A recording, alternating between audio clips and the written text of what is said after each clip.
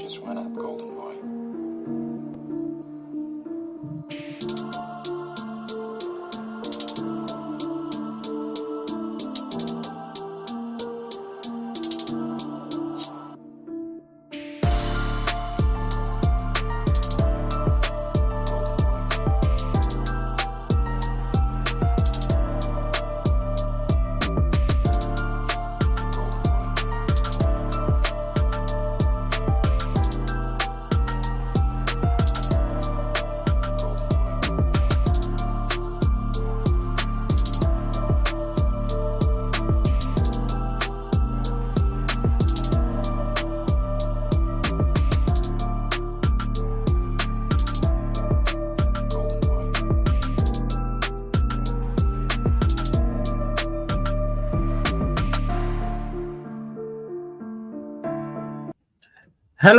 Hello, and welcome back to the Football Corner. Welcome back to another live stream, another show, another video on the channel. And today we are doing the preview for the Arsenal versus Aston Villa game away Villa Park.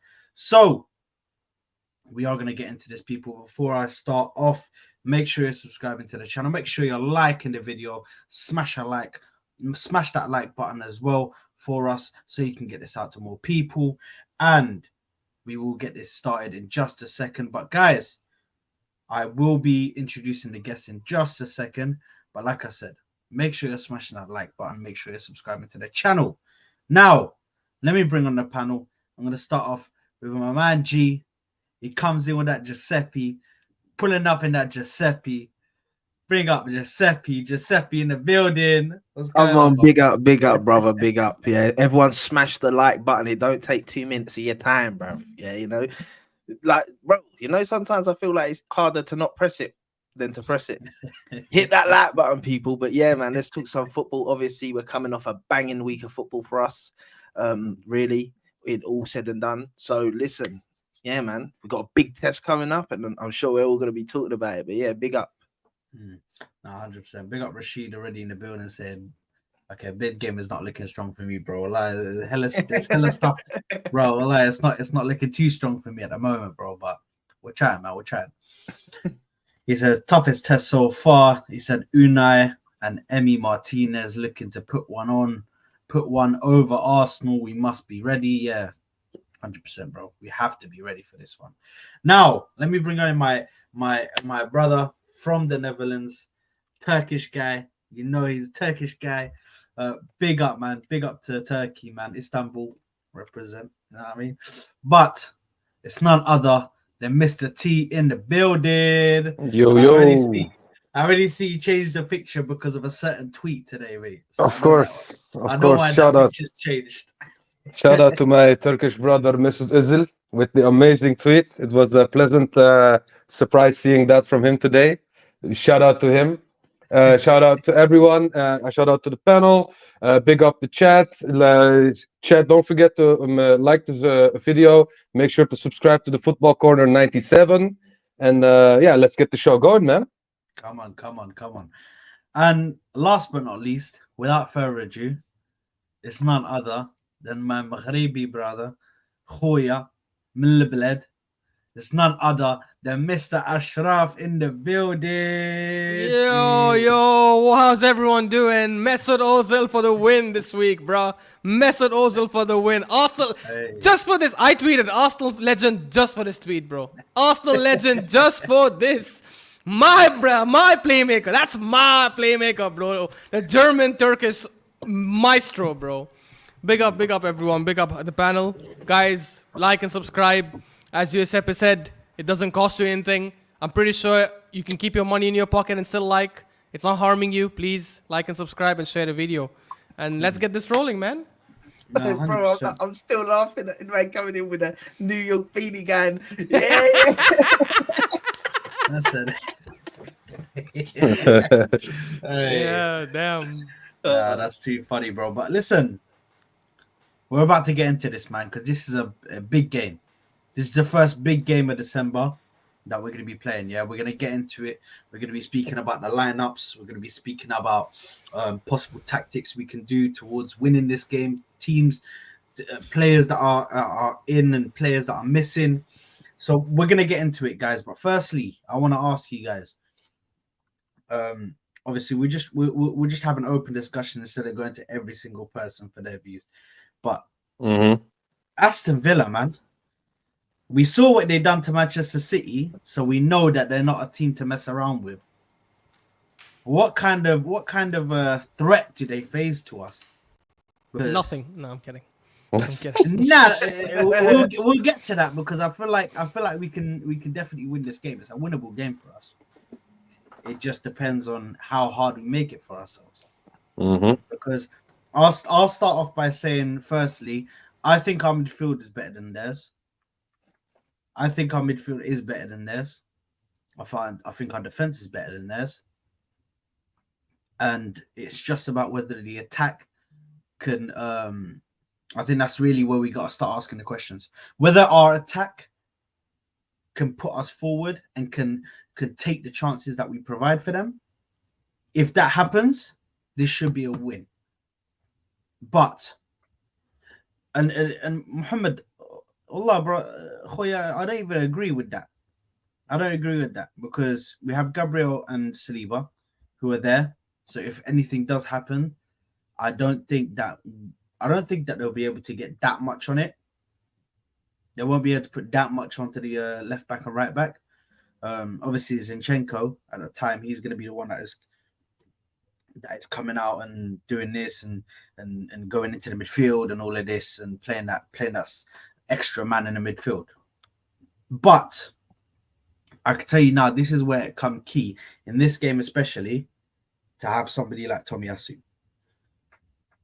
It'd be very good to have somebody like Tomiyasu, but the fact that we're missing him at the moment is crazy. So, guys, what threat do you think Aston Villa pose to you guys or to us as a team? I think they pose a threat. But like, should we be beating them? Yes. Like, if we want to win the league, yes. I know they beat Man City, but like, we all watched that game, right? I watched the second half. So I definitely watched enough of the game to know that Man City were rubbish. Like, just because it's Man City don't mean they can't be rubbish in the match. Like, that's what people forget. Oh, they beat Man City. Man City were trash. The way Man City were getting bopped about by Aston Villa, our defense and midfield ain't getting bopped about like that. I know they were missing Rodri as well. But fair play to Villa. We know they've not lost 14 games at home. They've won them all. We're the last team to beat them though. And we're stronger now. So for me, listen, it's a test. I'm going to let the other two get into it. I don't want to go on all topics so they can put their bits in. But yeah, man, I think that we can 100% get a result, but we have to turn up. There is no turning half-assed up to this game. Like, you won't win. If you turn up, we win this game. Yeah, I agree. I think it's definitely a winnable game, 100%. Even though they've got an incredible home streak, probably the best home streak in Europe. Like this season, it's crazy from top 5 leagues at least. I don't know if I fully agree that our midfield is better, Saad. Like I think it's close. I think the thing is, in terms of like technical ability, yeah, we probably might have an edge.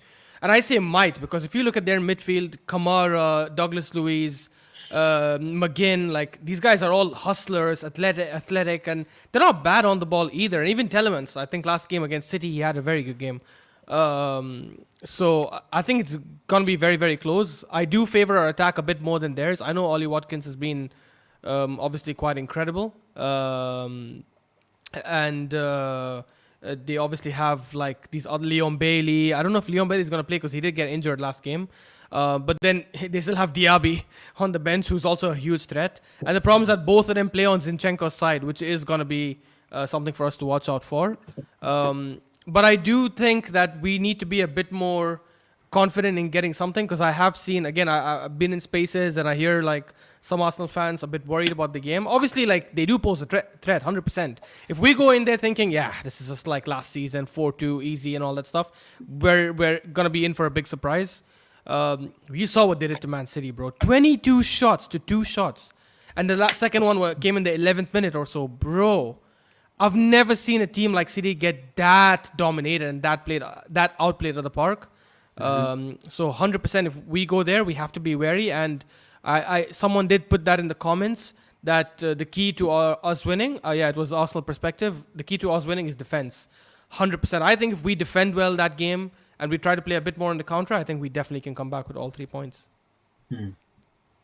Yeah, no, 100%. T? Yeah, no, I agree. I think defense will be a big factor this game, because I don't think offense will be a huge issue for us, because of the fact that Aston Villa also likes to play a high line. They also like to attack. They leave spaces behind. So I don't think our attack will be a big problem. If it's just a matter of how will we absorb their attack, and how will we cope with their attack, and how can we catch them on the break? Because normally we like to also press and stay forward a little bit. But I think this game is a perfect opportunity for us to sit back a little bit and get them on the counter, because they can we can get at them because of the fact of how they play. I rate them. I think they're a fantastic team. They have fantastic players. I really rate Babukar Kamara. I think he will be an amazing player in the coming years when people see him more. Tielemans, yeah, slow ass. John McGinn, I don't see him as a threat, to be honest. Douglas Luiz, you know what I think about him. I hope we expose him just so people can see that he's not good and he's not worth the money. And we rather should go for someone like Fofana for half of his price. And yeah, like I said, we're the last team that beat them at their own home, and they got traumatized, so they beat everyone after us.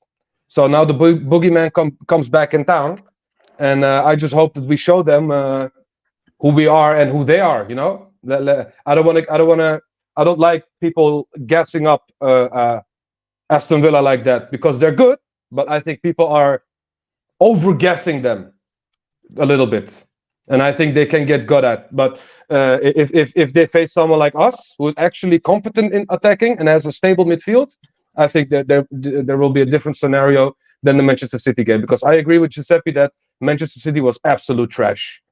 It's not only about Aston Villa, it's also about City being shocking, because they had 3 fullbacks in midfield. I mean, 1 forward they had in midfield and 2 fullbacks they had in CDM. They had John Stones, they had Rico Lewis, which are defenders normally, and they had Alvarez, which is the forward. That's not the midfield, bro. Especially if if you face against the midfield of this caliber with this stability.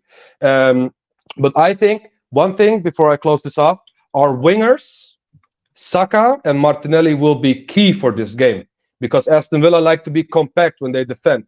They have like a square with 4 players, you know, and they leave the sides open. And I think Martinelli and Saka are going to be vital this game. They could win us this game, basically. Yeah. No, listen, I think our attack right now, yeah. The way that we're playing at the moment, yeah. The way we're playing at the moment, I think this is our best opportunity to go into these games with the momentum that we've gathered in the last games. Our attack and our midfield is finally creating chances. Do you know what I mean? We created chances. Against Luton, we created chances. Against Lens, we created chances. These games are coming in at a time where we're creating loads of chances and we're able to hopefully put them away. I feel like the way Aston Villa play, they're playing a 4-4-2. So that realistically leaves 2 guys in the middle. 2 guys in the middle. Yes, you might have the player that drops deep. I think that is. Let me just double check who was doing it last time.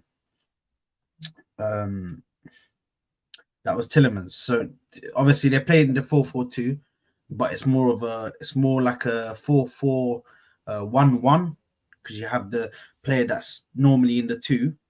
He drops back into the midfield. So what I'm thinking here, yeah.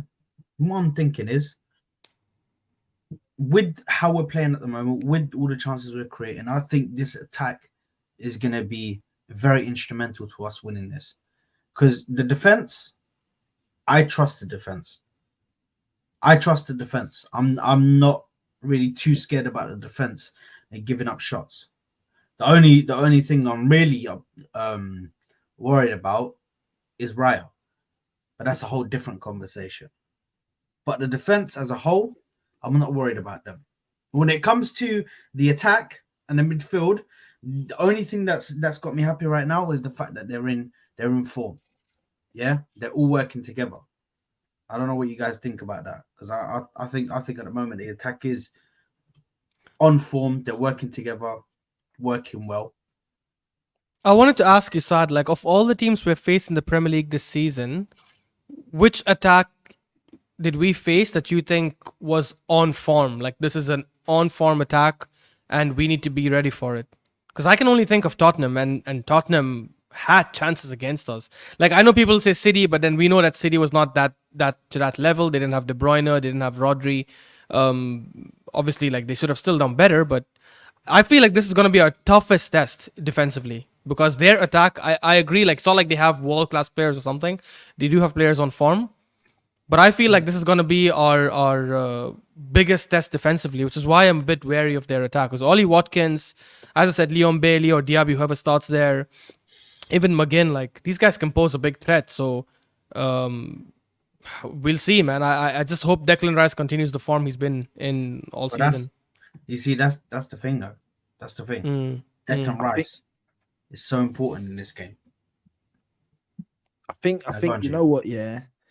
To be honest, I take a little bit of I'm trying anyway. I'm taking a bit of a positive out of us conceding 3 goals to Luton, and in the fact of that, it showed the defenders and it showed Arteta and everything that we're not untouchable. We're at the back, like we have to keep things tight. We have to keep things like under control. So sometimes the best thing to do when you're going into the best thing is going into the next game after you've made the mistakes, because you normally don't make that mistake again. Sometimes it does happen where you have a few stinkers in a row somewhere, but normally when someone's had a stinker, even the goalie, they normally come out the next game and actually perform. Like that shows the mentality, and that's what I believe the team actually has. The goalie I still half and half about if he should start or not, in my opinion. But the defense, I think that they'll take that personally that they conceded 3 goals. Gabriel Saliba, they'll tighten up. I think it's the best time to maybe face Villa. They played Man City. That was a tough game for them. Like no matter what anyone say, as tough as our one was, we had an extra day break. Listen, they pose a real threat up top. You're right. They're in form. They're going strong up the top. But I think, yeah, man, I don't know. McGinn's a quality player. I feel like McGinn's underrated. I feel like T's a bit out of order to McGinn because I think he does.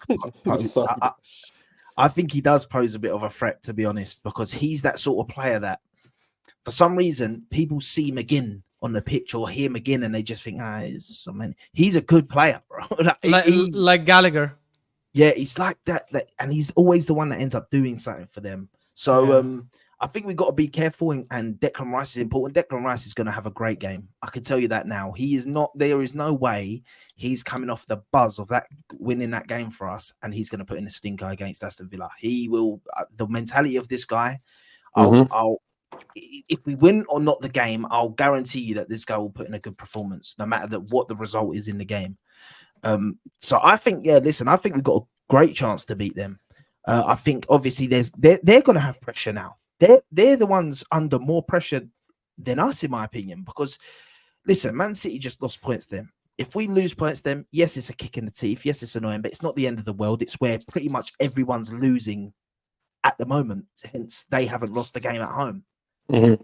But them, they've got this home streak that's growing and that. And then everyone wants to come and beat them. Don't think Arsenal ain't going to think we're the last ones to beat them. How good would it look that no one could beat them and then we've beat them again?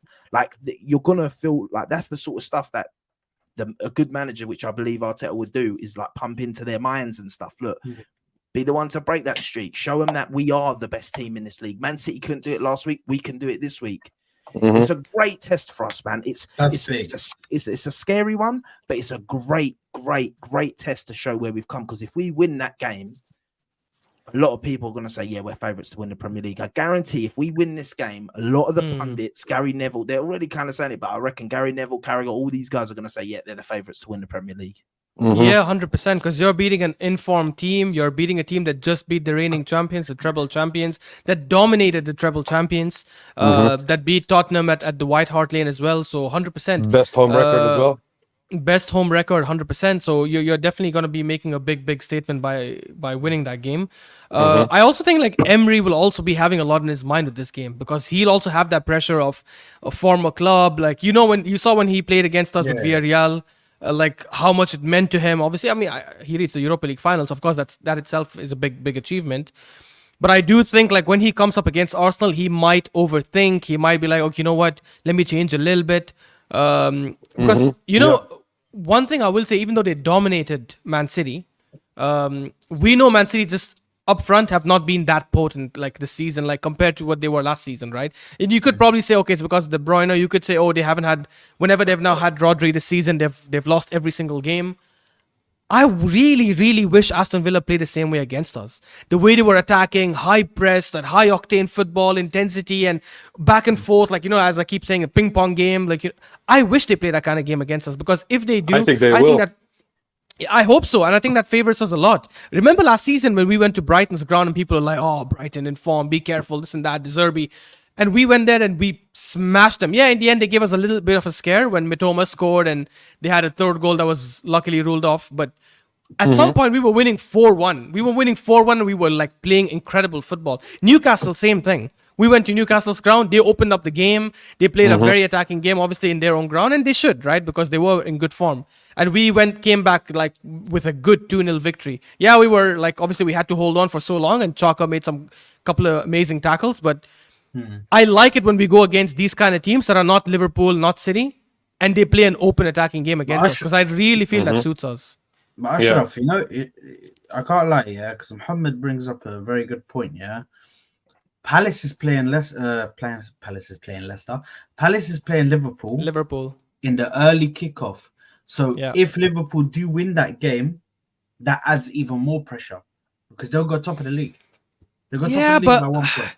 But Saad, I don't think that does add no, come on, Ashraf. I don't know, because the thing adds a sense of pressure. But Saad, if we learned anything from last year, we should be able to cope in these kinds of situations.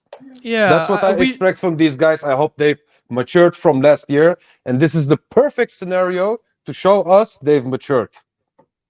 I agree exactly with T. And the thing is, I don't think the team will be looking at like, oh, top of the table December, because remember last season we were gassed all season, 93% top, and it meant nothing in the end. So I think if we end up like getting a draw, of course, depending on how the game goes, the context, and did we play good, did we play bad? Like, we were like happy with the Chelsea draw because we played like shit. We didn't deserve that draw, right? We basically nicked the draw at the Stamford Bridge despite playing like crap for 75 minutes.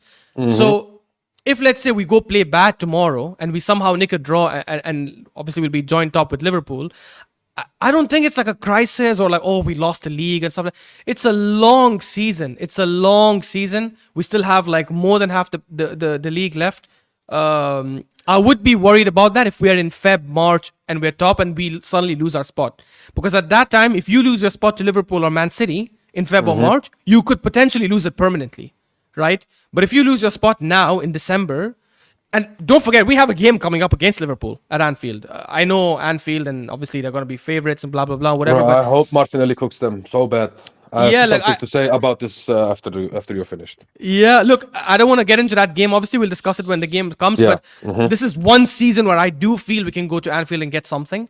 So I wouldn't like think about it that much. I just want our players to go there and be disciplined, not let the moment get to them. Obviously, Aston Villa, 14 games, oh shit, and go nervous. If we go there confident and we play our game, and especially if Aston Villa help us by playing an open game, I definitely don't see. I see us winning getting all 3 points. I really do. And I agree with you.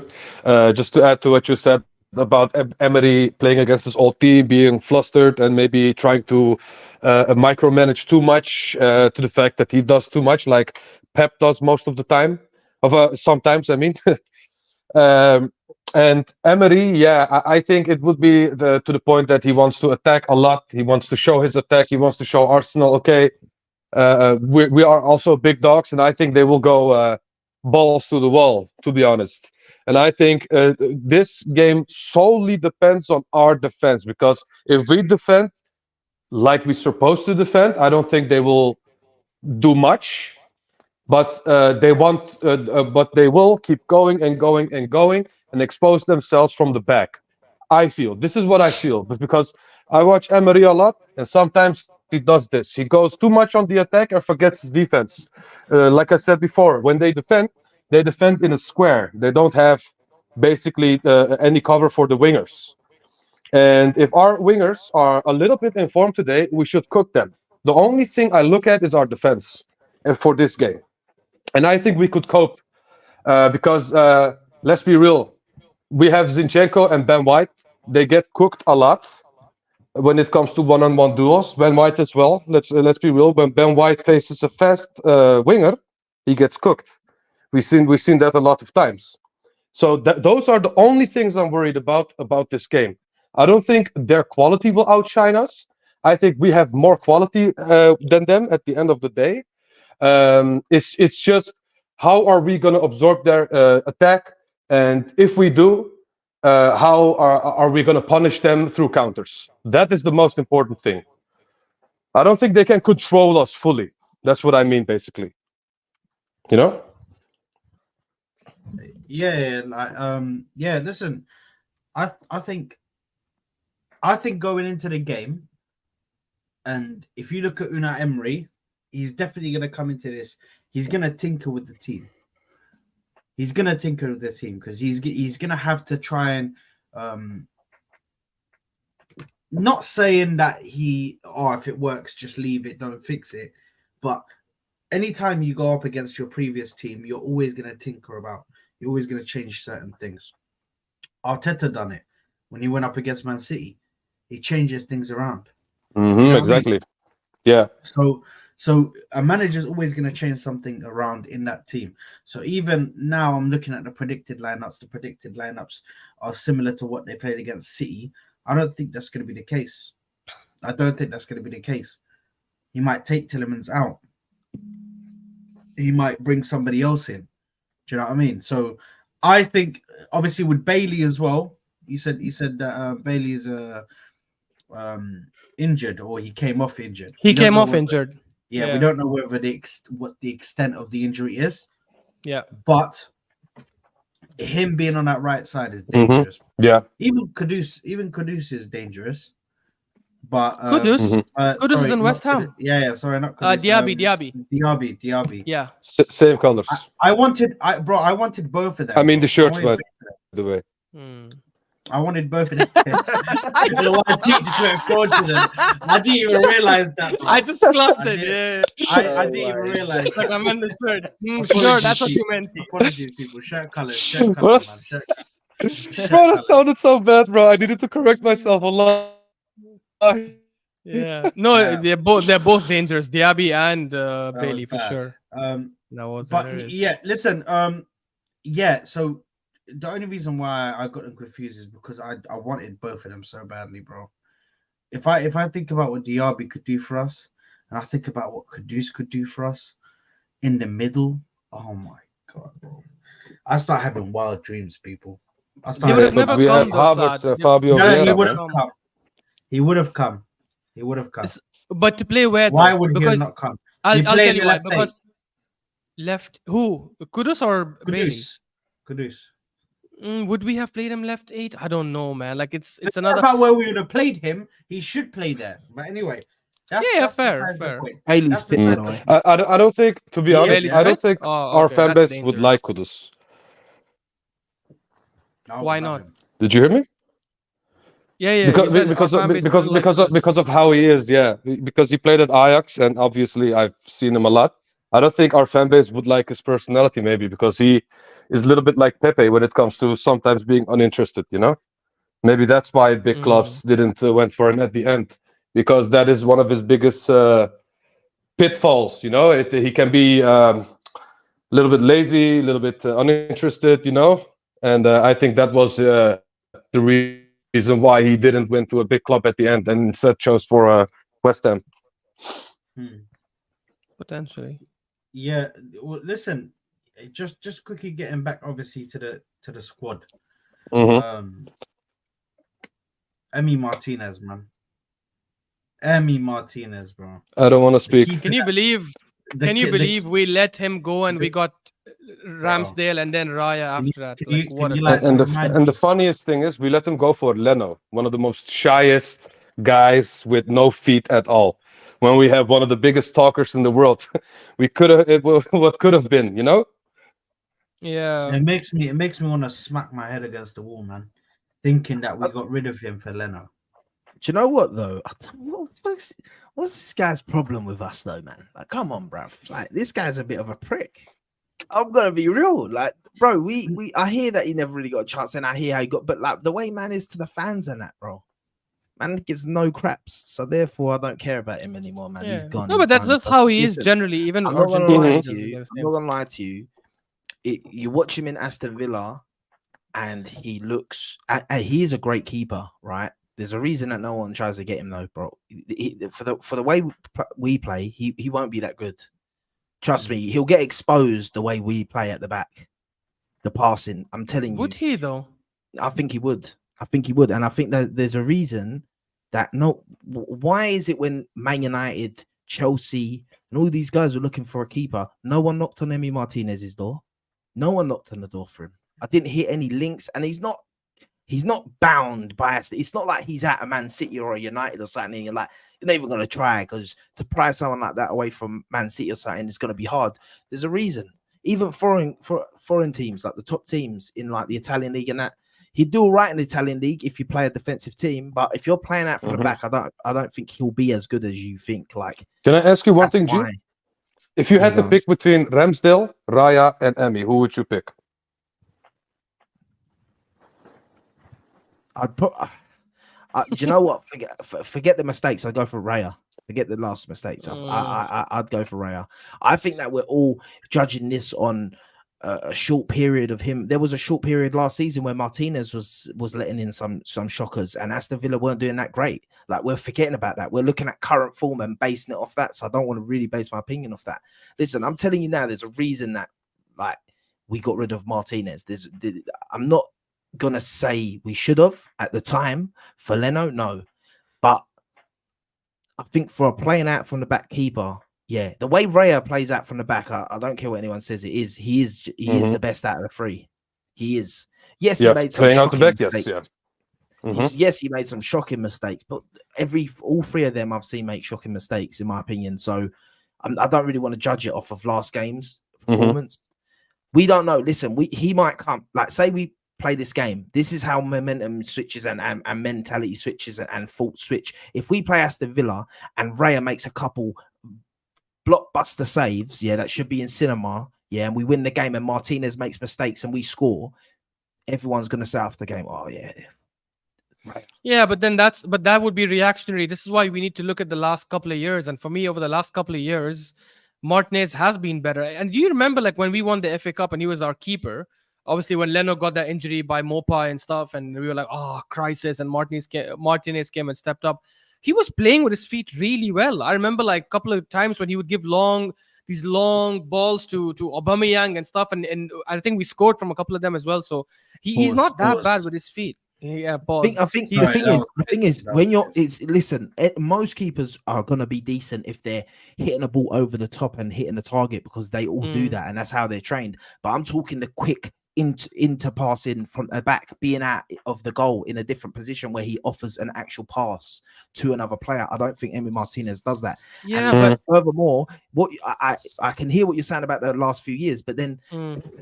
Are you actually how much did you watch of Brentford with Raya? Because he stat wise, he was one of the best keepers, if not the best keeper in the league last year. Yeah, but then but that's a defending team, and Aston Villa is an attacking team. If we're gonna say how does he play for us and like moving the ball quickly, Brentford never had to do that. When he gets the ball, like he had to just whip it long to, let's say, Tony or Mbeumo. Like, I don't know, like I hear it because a lot of people, even before we got Raya, were saying that his long passing is really good. I haven't seen it that much at Arsenal yet. Like, I've seen him move the ball, quickly and stuff like that to the sides. But then in 2021, 2022, the season when we lost top 4 and finished 5th, Ramsdale was doing that. Ramsdale was doing that every game. He was like Mhm. playing the ball from the back really well. Yes, last season he wasn't that great at it. So you could argue maybe Ramsdale regressed, or maybe it was just one season. I mean, he's still young, obviously, so he still has time.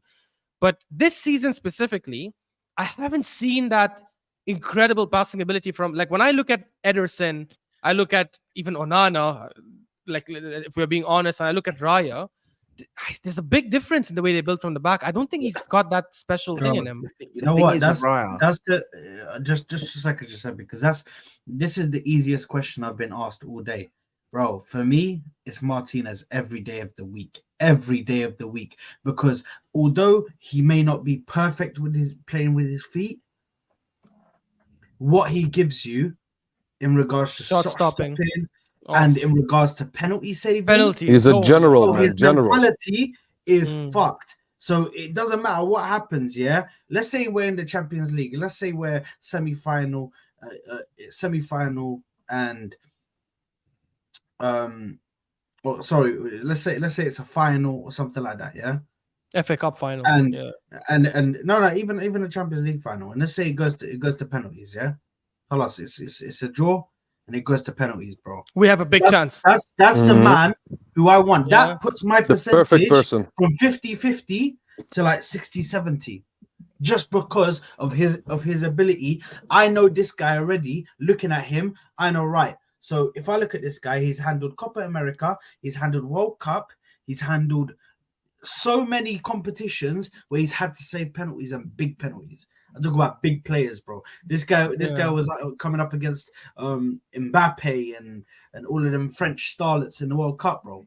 That save of Colomwani is still. And here's the thing, G. I'll ask you this, right? Like, do you think Courtois is great with his feet? No, but this is the thing. But the problem is, But they play from the back with him. But not like we want to. The thing is with me, yeah. Listen, by the way, not in any stretched imagination am I calling Emi Martinez a bad keeper or anything like that. He's a great keeper, yeah, top keeper. So to know that, yeah. She had to confirm that. Yeah, but for me, we got him, boys. He has an agenda.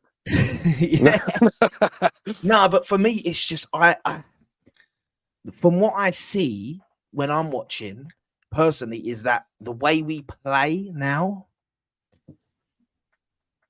the style, he almost becomes like a defender at some points. Like, not in the sense of going in for tackles, but I'm talking his positioning, picking up passes, offering options. Like, Raya is everywhere. Like, his positioning, Martinez don't do that. Martinez can't do that. Like, it's just not his style. It's not his game.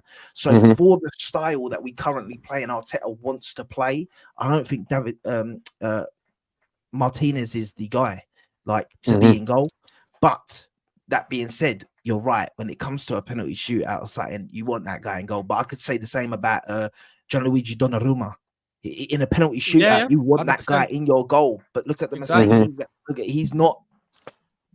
But almost, I think then it's more a confidence I think the thing, solution then is, I think the answer then is we need someone better than all these guys then, because ideally our dream goalkeeper then, I'm gonna get back to this again because we spoke about it last time, is someone like Ter Stegen, right? Who's incredible with his feet, but is also an incredible shot. Oh, there you are. I know we cannot get him specifically. Nah, he's my number one keeper in the world. Like, I don't care what anyone says. But how old is he?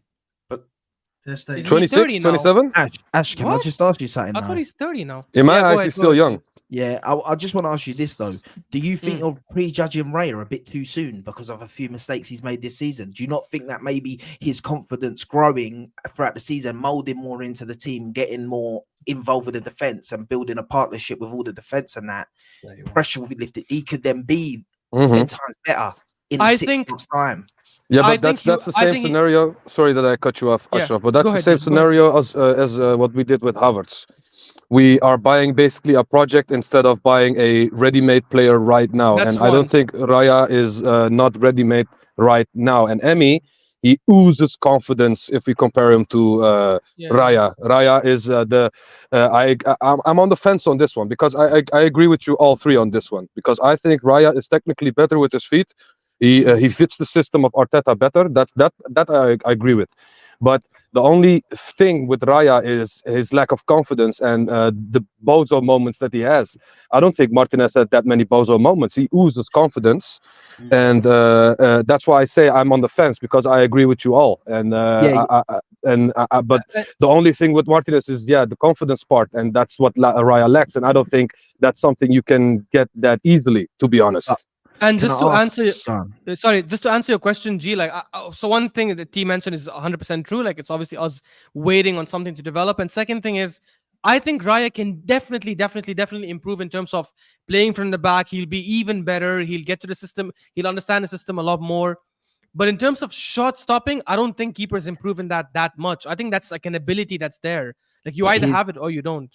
But here's the thing, for me, two things that I want to just add, and then I'll finish with the key thing. But like, for me, first of all, I feel a bit sorry for David Raya, because he's come in, not his fault, but he's come in and Arteta has put him in a situation where there's this whole Ramsdale Raya talk, which 100%. Puts a bag of pressure on him. So if that, say when Ramsdale goes and that pressure ain't all there, and that, for an example, you might start oozing that confidence that he needs. He might just need to get through that right now, because there's social media, all that crap going on. There's pundits always talking about every game. It's like they can't not let it leave their lips about Raya and Ramsdale. It's crazy.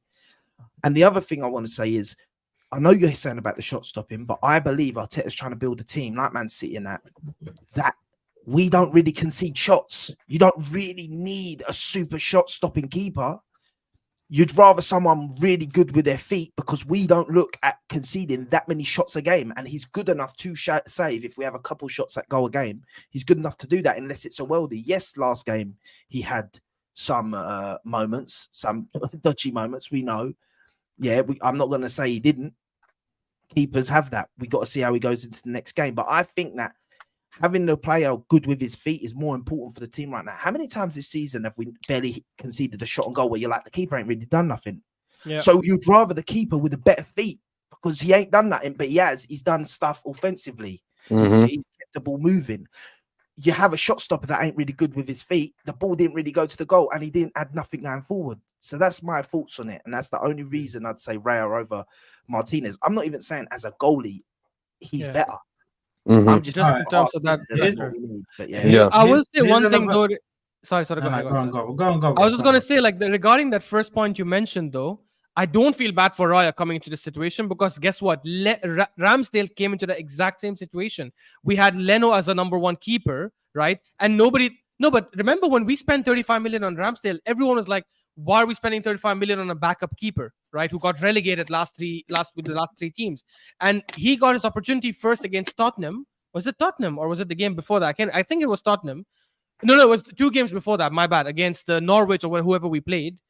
And when he got that opportunity, and by the way, Leno started that season incredible. Leno had that double save against Chelsea, even though we lost 2-0. He was having very good performances, but the team was just performing bad. Ramsdale made that on him. Fans turn on him after the Martinez things. Fans turn on Leno. That's the difference. Fans hadn't turned on Ramsdale when Raya come in. The fans loved Ramsdale. Leno, when we got rid of Martinez, everyone sided with Martinez, myself included. Everyone was like, "Why have we got rid of Martinez and kept Leno?" We turned on him. I'm telling you, yeah, but I've heard a lot of fans criticize. Yeah, but Leno made a lot of mistakes as well, eh? Sorry. I said Leno made a lot of mistakes as well, eh? A lot of bozo moments with his feet. So when Martinez went in the goal, it was a breath of fresh air at that moment. So that's why I think people a little bit turned on Leno, because of the fact that they, we're used to Seaman, we're used to a pass, we're used to Lehman. Hey, yo! Bro, don't do this to me, man. I don't know about you, bro. That's not me, bro. For me, look, we're used to David Seaman. For me, it's honestly just like I look at the top teams in Europe, like Real Madrid, Barcelona, Bayern Munich, Man City. Even though I know people don't like Ederson, but I think he's a decent shot stopper. And Alisson, Liverpool. I look at all these teams and I'm like, yo, these guys have very good shot stoppers. And additionally, as a bonus, a lot of them are also very good with their feet. And I look at our team, like we have 2 keepers. Neither one of them is an elite shot stopper. And for me, like I just feel like that's something we would need in the long run, especially with the Champions League. Premier League, I agree with you. We can 100% win the Premier League with Ramsdale and Raya. But I think when it comes to Champions League, and maybe we don't win it this season, but eventually if we want to win it, I feel like having that top quality keeper will make a big difference. And all our big rivals have one. We don't have one currently, but I don't know. Anyways, Okay, here's another topic. Which I wanted to do just before we get into lineups and score predictions. What if Mikel Arteta approaches this game similar to how he did with the Man City game, where he puts Jorginho in there and plays kind of defensive, and then we attack? What happens? What happens if he does that? Because he's shown that against these kind of teams that play like that, they just bopped Aston Villa. He's probably thinking, oh, you know what? They just bopped Man City off the park. He's probably thinking, let me play a bit defensive this game in the midfield. Have my defensive cover. I have Jorginho and I have Declan Rice there, so it's harder for them to get through the midfield. And obviously, I have Odegaard. The only thing that I'm going to say about that is that that's gonna make Odegaard obsolete in that game. That's number one. Mm-hmm. We do that. Odegaard will be obsolete. You won't be able to see him. He'll be invisible in the game again. That's without a doubt. I can guarantee you that, because anytime Odegaard has played with Jorginho, it never works out well. Never. On that side. Let me tell you why he won't do that. He won't do that because of Kai Havertz's recent form in the last couple of games at number 8. I think if it wasn't for Kai Havertz's form, yes, he probably would have done that, because when he's played against Chelsea, against City in the Community Shield, against City in at the Emirates, he's actually played a double pivot of Rice and Jorginho or Rice and Partey. And obviously, if Partey was available, 100% he would have started Partey and Rice. But because Partey is not available, he probably would have started Jorginho. But because Havertz has had the last few games that he's had and the form that he's been in, I think he'll probably just go with a midfield of Rice, Havertz, and Odegaard in there. I don't think he'll play Havertz in this game. Yeah, 100%. I think I agree with Ashraf. That was my next talking point as well. About I think that Arteta will put in Havertz, but about the Jorginho point, I disagree, Saad. It's not much that I disagree with you, but I think in this case I will disagree because of the fact that we need, for this game, a lot of athleticism. Because Douglas Luiz and Kamara are two beasts, and you don't want to see a Jorginho who is prone to make a mistake against those guys. Hyping up Douglas Luiz. That's yes. That's okay. Maybe I don't rate him that much, but he is a physical specimen. Okay, and he is a beast, and you don't want those players pressing a player like Jorginho, because he is bound to make a mistake against those kinds of players. And I think we need all the athleticism that we need. And Havertz did very well against a really, really physical team in Luton. And I think that's why Arteta will play Havertz and not play Jorginho, because of the fact that he's shown that he could play good against a physical team.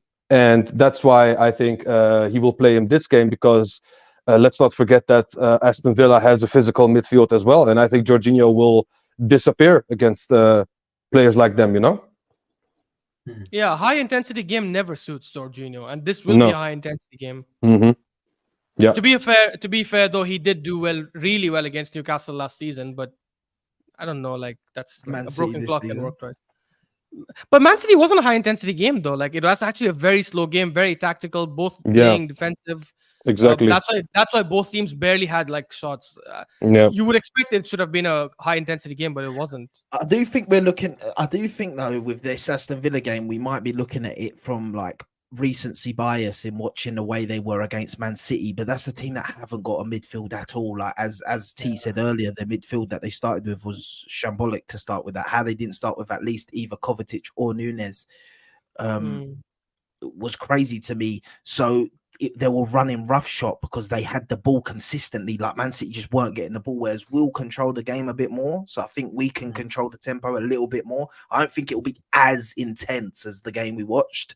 But I agree with what T said as well, with the Havertz starting and his and the athleticism. And to be honest, Havertz is decent like tackling and that. He ain't bad. Like he's actually all right. Mm-hmm.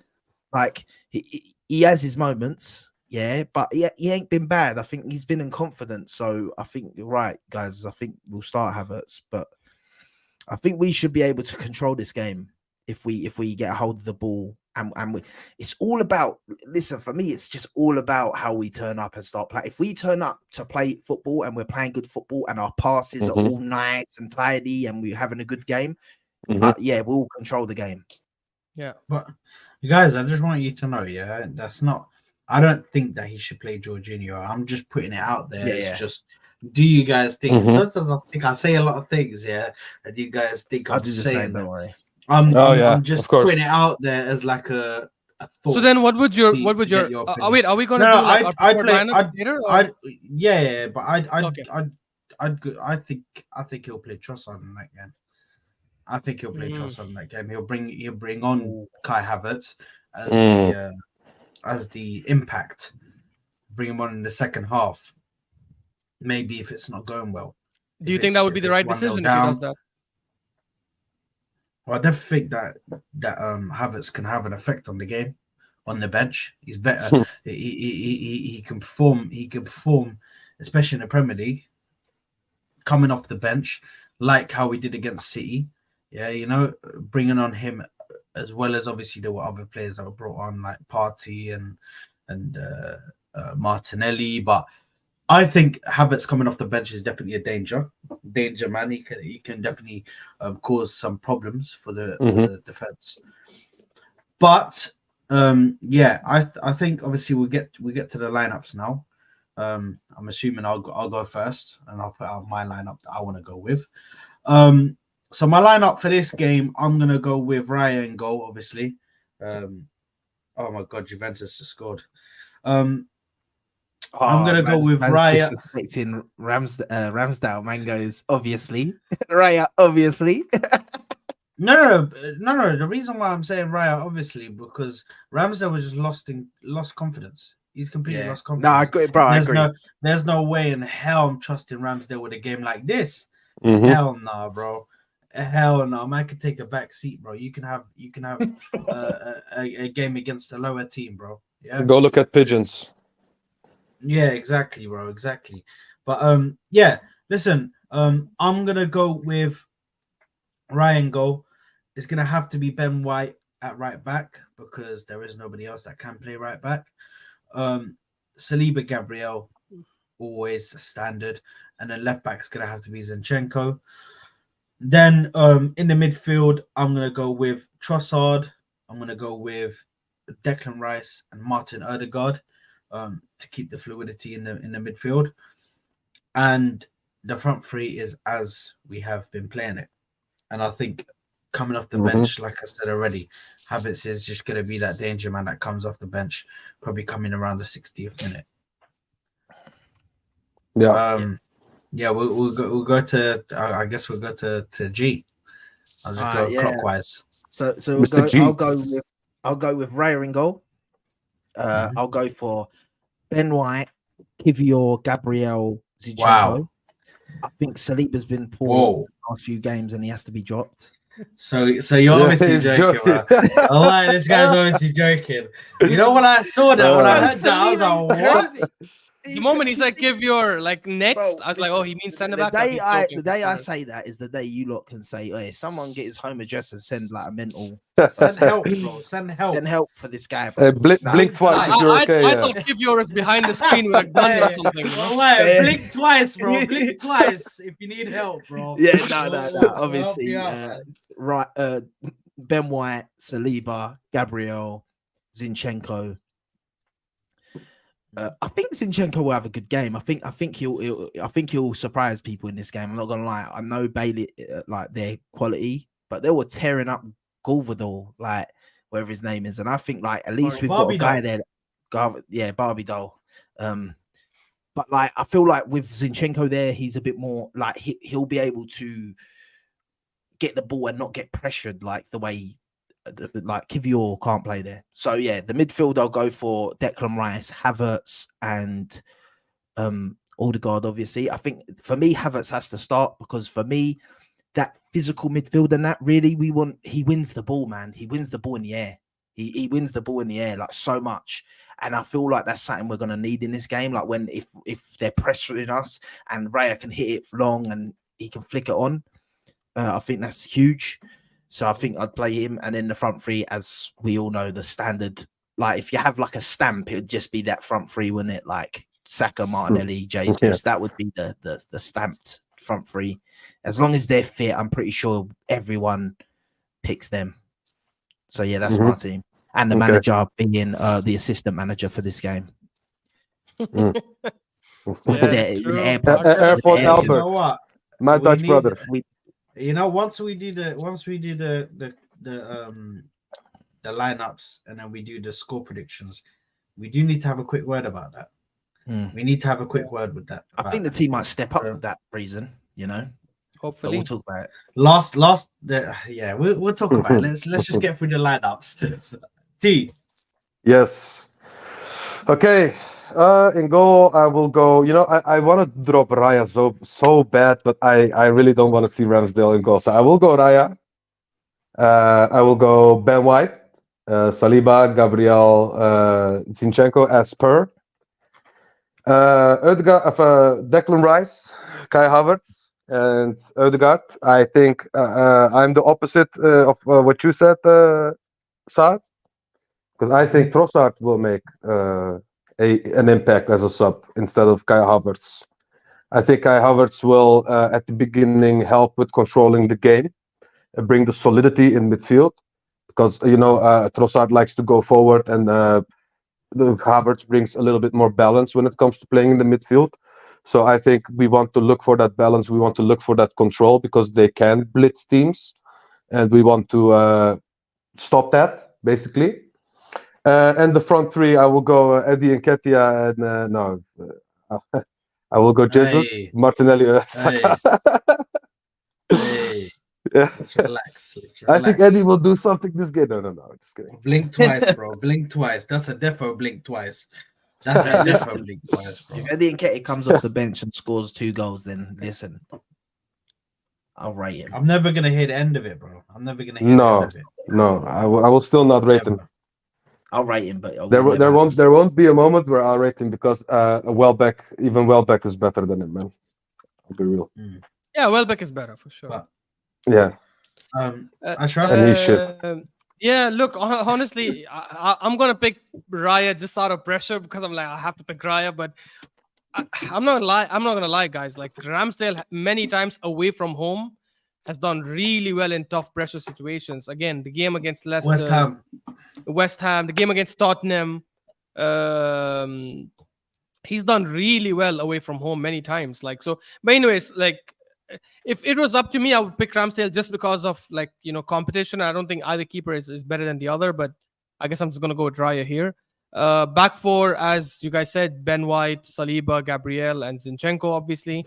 I do agree with G. I don't think Zinchenko is going to be as exposed as a lot of people think he's going to be. I know he's coming up against Bailey, but then we said the same thing when he's going to go up against Doku against City, and yeah, Doku was immediately moved to Ben White. But he handled both of them. Yeah, he handled both of them. He handled 100%. Foden and Doku. And then Doku when he came off, 100%. So I think he will have a good game. And I think him coming and overloading the middle when he comes into that pivot with Rice would definitely be a big relief for Odegaard and Havertz. In my midfield, I would pick Rice, Havertz, and Odegaard. It's probably the first time I ever pick Havertz in a midfield, which is crazy. But I do think he's earned it. And I remember Giuseppe said this a couple of weeks ago, where if someone is in form, and he's full of confidence, and that's the thing, like he's playing with confidence now, like he's attempting skills and he's making runs and winning the ball and actually carrying it forward and going with it quickly. So if he's in that kind of confidence, I'd definitely want to start him, especially over Trossard, because I feel like Trossard actually is the kind of player that could come off the bench and make a big impact. Let's say we're 1 goal down and we need someone to come off the bench and change it for us. Trossard is 100% the kind of player that could do that. And then the front three is the usual front three, obviously Jesus, Saka, and Martinelli. But yeah, look, we need Saka to have a big game as well tomorrow. If he can cook Digne, right, and get us and get into those spaces, he's gonna be our main guy. The thing is, all three of them actually could make a big impact on the game. But I just hope Saka continues his incredible efficiency this season. 19 GA, man. 19 GA. 19 games, yeah. Right. Score predictions. Let's fire them up. I'm gonna go last, but we'll start with G and then we'll go clockwise. Ah, damn. You know what?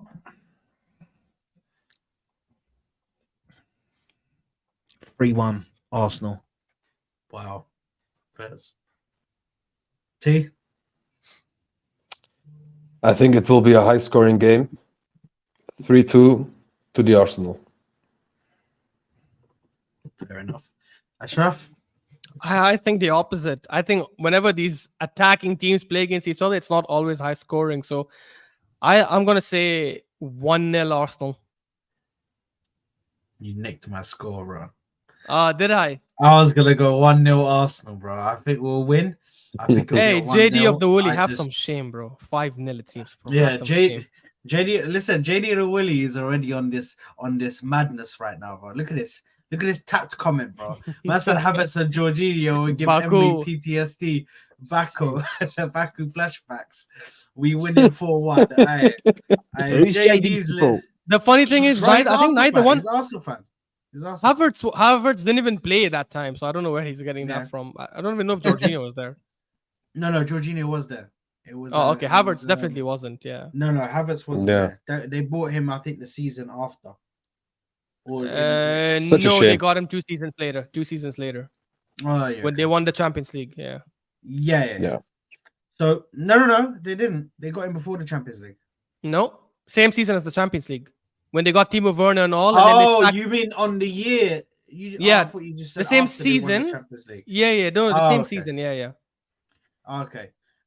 Yeah. So yeah. So I what was do you gonna say, go with a Saad? 1-0. What's your score prediction? No, 1-0. 1-0. I was gonna go 1-0 Arsenal. I think that when these teams go head to head, listen, if City had their proper team out there, that scoreline wouldn't have been the same. And Probably not. The thing is, the shots wouldn't have been the same. Yeah, the shots wouldn't have been the same. It would have been hella shots for Aston Villa and nearly no shots for Manchester City. I think with us going into this game, we're only missing a few players, but that's mainly our team, our first team out there. Obviously, Tiger and Guna coming out saying 2-0 to the Arsenal. See, I think 1-0 to the Arsenal, just on the basis of, I think our defense is gonna be able to hopefully do a good. Hopefully they can do a good job. You know, hopefully they can do something for me, because the attack is definitely going to be firing for them. They're going to be fired up. They're going to be hot after this game against Manchester City. Another home game. The only time Aston Villa fall off is when they're away. This seems to be the only time. So, yeah, I think we're going to win 1-0. I think that Just out of curiosity, who's your score? Let me see if that's the same as mine.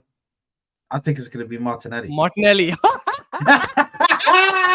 Wallah, same. Yeah. Same. I think it's gonna I be told Martinelli you, as well, bro. I have a feeling that Martinelli's just gonna. You know what I mean? I have Bro, a feeling he cooked. Martinelli's a little scumbag. He always comes in at the back post. No one is even watching it, bro. He just Bro, automatically appears and then bang. Last season, he scored home and away against Aston Villa, no? I think. Yeah, he scored the winning goal against Aston Villa at the Emirates. And then he scored that last goal against them at the Villa Park, right? Like when he went running and celebrated before he even tapped it in. You remind me. So he's gonna hopefully he's gonna make it 3 in a row. My goal predictions are gonna be Martinelli to open the scoring. Let's go. Then we get a penalty, Saka scores, and then Havertz gets the third. Oh, damn! I hope so. Who scores for you? Who scores for Aston Villa? Aston That's what Villa. you said. Aston Villa 1 goal, Ollie Watkins. Yeah. Can I ask you guys a He likes to question? score against us. He does, unfortunately. I want to ask you guys a question because... or McGinn. I'm telling you. just to spite T. Nah. But just to ask a question to you guys, because T brought it up, like if we get penalty, Saka will take it. Who do you guys think is the best penalty taker in our team? Because for me personally, I don't think Saka is a great penalty taker. Like even when he scores his penalties, you can tell a good penalty taker by the way they take it and how it goes into the box. Like the moment you Mm-hmm. see it's at the extreme angles, you know this is a good penalty taker. All of It's either- Saka's penalties are just like pick a side and shoot. But if the keeper jumps the correct side, it's done. He saves it. Yeah, 100%. I think No. it's either Odegaard or Jorginho. Yeah. Yeah, I would say exactly. Odegaard That's for sure. exactly what I would say. I think Jorginho, obviously, because the kangaroo hop, he's a really, really good high percentage penalty taker. And Odegaard just oozes confidence when he takes those penalty, man. He just slots those in like it's nothing every time. I don't think I've seen a penalty of Odegaard that was Yeah. That was saved. All bad. bad. Yeah, exactly, bad. Bro, The did you thing not is- see? Did you not see Bruno Fernandes try to do the little hop and step? Yeah, but against Bruno's been Chelsea? doing it for quite some time, to be honest. I think he. No, not Mhm. like he ain't got it like Jorginho though. But I'll tell you Jorginho's this: just a different Jorginho type of- has you missed know a what I mean? bunch of penalties doing that, by the way. Because have you guys seen the Italy-Switzerland game when Jan Sommer? Yeah, of because course I watched it Jan live. Sommer Mhm. did the trick where he's like, I'm gonna jump right. So Jorginho already had made his mind, okay, I'm gonna go the other way, and then he just switched. The problem with the hop, and as T called it, the kangaroo hop, right? The problem is if the keeper does that trick on you, you're screwed, right? Because you don't always aim it to the sides. Odegaard, every penalty he's taken for us has been at the bottom extreme corner. Like even if you jump, you might not touch it. So I don't know. I love Odegaard's penalties. I feel like he should be our main penalty taker. Oh, I'd make him our main penalty Fair taker, enough. by the way. But I think Yeah. I've watched enough penalties. Even that penalty that we scored, was it against Bournemouth that Jorginho scored? No, Against- Lons. Jorginho scored Lons. against Lons. Sorry, yeah, Lons. Sorry, yeah. Yeah. That was a brilliant penalty. That was unsavable. And Yeah. he does score a lot of unsavable penalties. He does miss some, though. I got to admit He that. does. He does. Always So- for Italy. So obviously, listen, we've done our score predictions. Airport Albert, Airport Albert is on the touchline, man. I think the last time that Mikel Arteta was off the touchline was, I believe, Man City 2-1. And we believe that should have was the won. game. We were the better And we team. should have won that game, but Rodri, the freaking pussy, decided to come out and score a goal like he always does. They're Rodri FC. So obviously, No, Rodri has- Gabriel and- Jesus cost us that game when he got Gabriel sent off, man. It's so annoying. Yeah, That was actually, even harsh. you know The what? sending off was even harsh, Yeah. man. The sending It was off harsh. it was a second yellow, no? And yeah, but it was harsh. The second yellow, to give him that as a second yellow, I think was harsh. And also in that same game, we should have had a blatant penalty that we didn't get, if you remember. The Odegaard On- one, yeah, on Ederson on Odegaard, yeah. Like we got, but like I think that we're gonna perform with Airport Albert in goal, man. In goal, fucking hell, probably going do on better. Go, But it's like, nah. crazy. But on the touchline, on the touchline, I think that might I think you might see a little bit more, like, like sometimes when the manager ain't there, players sort of think, oh, here's a chance to do a little something, So you might get one of them sort of performances, Not that that's good to have every week, but in a game like this, I think, yeah, man, and I think they'll think, let's do it for the manager. Well, he's gonna Like- he's gonna have a good view. Yeah, He's gonna and be sitting in have the the- director's yeah. box. Exactly. actually So it quite- might even help us with his tactics. He might be able to see more things. And I I'm just see actually- pop up that McAllister's injured. For Love from Liverpool. Australia, man. Love McAllister's injured. Yeah. Oh, It looks like he's If Arteta has an AirPod, you know enough. I don't know. he'll I'm definitely actually- no. He'll ha- yeah, Come he'll have on, an AirPod. Ashraf, come on, man. What? Mikel Arteta, there's no way he's going through this game without talking to the guy, bro. He's gonna No. have an AirPod the I whole know. time, bro. What I'm saying is, I'm actually concerned that he's not going to be there because the fact is, we probably don't notice it as much, but I think he does have a big impact when he's at the touchline.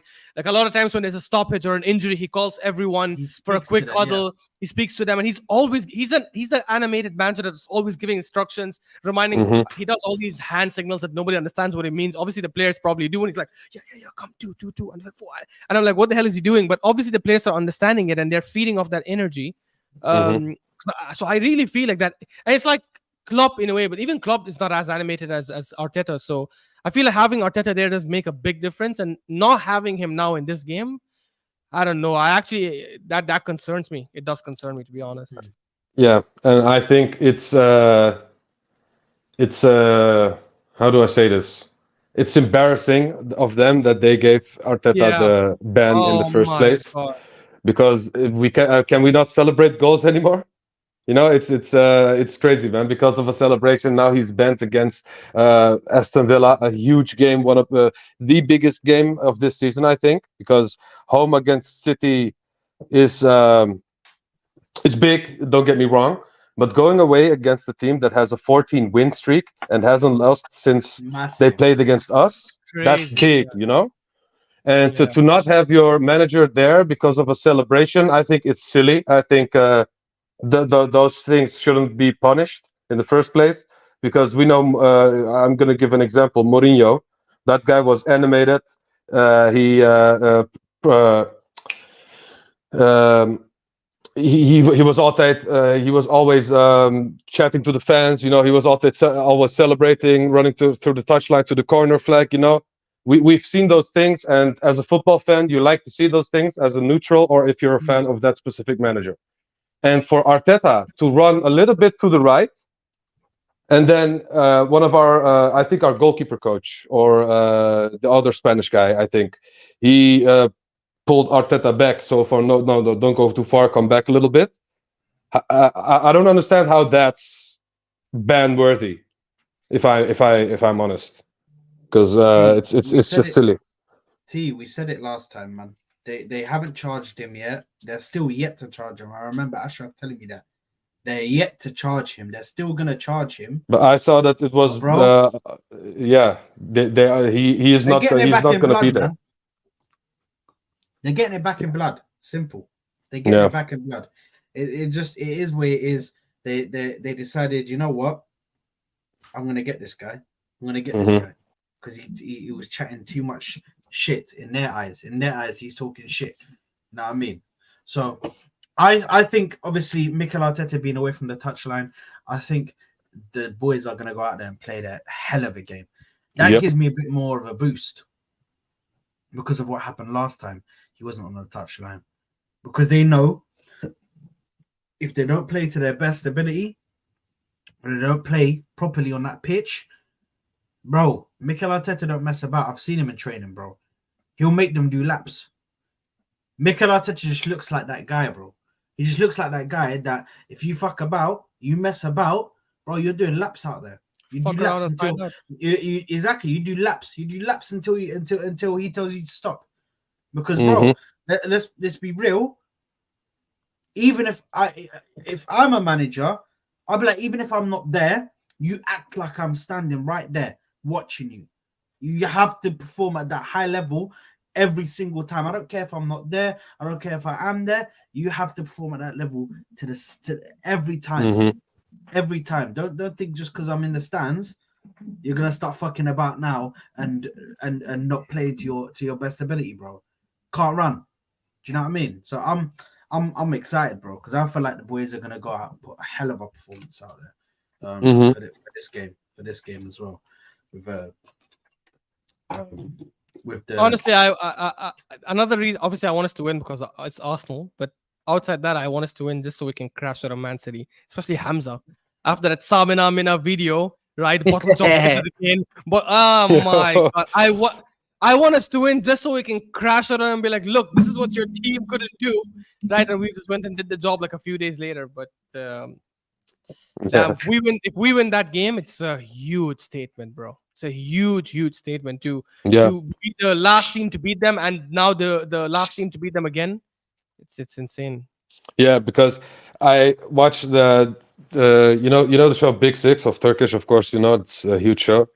Yesterday, even Grizz didn't want to call us the big dogs. They call Liverpool the big dogs. He said there are two teams against City this season. One are the big dogs, and he means Liverpool by that. And when he mentioned Arsenal, he couldn't find a word to describe us because he didn't want to call us the big dogs. But if we win this game, how will you not call us the big dogs anymore? Is what I'm thinking. Because even I respect Liverpool fans. I don't have anything against Liverpool fans. I don't think they are that annoying against in comparison to other fans. But to say something like that, to still see us as a little brother, as a small club, I think that part I a little bit annoy of Liverpool fans, and I hope this season because we are against them in a title run this season, that we finish above them, and hopefully, inshallah, we will win the league. But I want to finish above them, and just to let them know don't call us the big dogs now. We're the big dogs now. That's what I want to say against Liverpool fans. Hey, you know what? Yeah, JD is the most random guy ever. Like, bro, I got a lot of love for you, bro. But like, the most random guy ever. That's a big dog short armpits. That's why. What the fuck? Big up to you, JD. No, man. Big up, man. Big up. But listen, yeah, tomorrow's gonna be one hell of a day, man. Tomorrow's gonna be one hell of a day. I'm so gassed, bro. That watch along is gonna be nuts. Yeah, it's gonna be crazy. Oh my god, bro. That watch along might be nuts, bro. Hey, I'm excited. Before we finish, I want to say one thing, man. No, I've been in the Christmas spirits, and it's been a good time for us. I just want to do a little song. Postacoglu, are you listening to the song that we're singing? We're 9 points in front. You fat Aussie cunt. Walking in the wonderland. I know offense to Tiger and Guna. I big up Aussies, innit? But that guy, big up Aussies every time, bro. But Ange Postecoglou, but Ange, you know what he's I mean? a fake Aussie anyway, man. Hey, yo. Bro, that record they broke is the most Spursy record that could exist. The only team in Premier League history to be 1-0 up in their last 5 games and lose not win any of them. Hey, bro. Wallahi, That is Tiger the Guna's, most Spursy bro. record you could ever hear, bro. You It's know, I blame their fans. I blame their fans because they, we got gassed Big up last Tiger season Guna. when we were first, but they took it to another level of being gassed that early in a season. Like the big Tottenham content creators, some of them even said that they were title challengers this season, and I was like, bro, it's like you don't know your own team, Someone went on the football terrace and said they're gonna win the league. Like they're that deluded, bro. The funny thing is, you guys remember that they talk about us over celebrating. When they came back against Sheffield United at home at White Hart Lane and 1-1, they all held their hands together like you see do, and they pushed Richarlison to the front and like. and Bisuma's dancing. He got his child over there, bro. Who gets his child? Bro, do you know how his child at the beginning of the season to do like a tour? Like you just finished the league and you just won the Champions League. It's like we beat Sheffield, son. Remember this, bro? Do you know how embarrassing it is? Yeah. Do you know how low in your footballing life you have to be? Yeah, to come back against Sheffield and win 2-1, and to go and hold hands, bro, and do like as if you're saying thank you to the fan, bro. You're at home, you cunts. You're not even away, bro. You're not even away, like as if you're going to the away fans and tapping them up. You're at home, the fans, bro. And the funniest thing, yeah. I watched that video. I had to retweet it from you, so I had to retweet it and go, this will go down in Tottenham history. Bro, bro, I'm telling you, that's crazy. As Chiellini said, it's the history of the Tottenham. Bro, yeah, exactly. And the funniest thing that they're starting to turn on their players as well. For example, Lo Celso and other players. Brendan Johnson, now they're suddenly against him. Bro, it's like night and day with them, bro. Did you see me on the terrace yesterday, bro? I had to tell them, calm down, guys, man. Relax. Ange Postecoglou's got one. If Ange Postecoglou's got one thing, he's got that talent ID. So I don't think you want to be getting rid of his players just yet, bro. Relax. You better say, "Oh, we need to get rid of him. He's not good enough." Like, relax. Bro, I've been in a lot of spaces these last couple of months, and in the beginning of the season, every space you go into, like there's Tottenham fans, like 3, 4, 5. You don't know where they come. I swear to you, I haven't seen a single one of them in the last month. They've all gone and hidden back under that rock that they came out crawling from. Right? Oh my god, Tottenham winning the league is the funniest thing, bro. Honestly, it's hilarious. But listen, guys, we're gonna. Do you want to say something, G? No, I'll say it after the stream, innit? Okay. No worries. Guys, We will catch you on the next one. Make sure to like this video. Make sure to subscribe to the channel. Make sure to subscribe to the boys' channels down below. Make sure to subscribe to the boys' channels down below. The links will be down below. So make sure to subscribe to them and make sure to follow them on Twitter as well. Links will be down below in the description. And guys, remember tomorrow at 7:15, game will be done by then. At 5:15, the watch along against Aston Villa. It's gonna be massive. It's gonna be lit. Make sure you're there. Do not miss it, because this is gonna be the ultimate. This is like, actually, this is probably the second most biggest watch along that I'm gonna have this year. Yeah? It's gonna be fireworks. The Liverpool one's coming, so we're loading. But yeah. Now big up to Tiger and Guna, saying first time seeing this channel now, bro. Make sure to subscribe, man. We love having you. Subscribe, like, big up, man. Appreciate and call all your friends, bro. Send the link to your mom, dad, brother, sister, everyone, bro. Everybody, bring everybody, man. Bring the family, bro. We're happy to have you guys, man. We're happy to have you guys. But anyway, guys, we'll see you on the next one. Take care, my people. Love.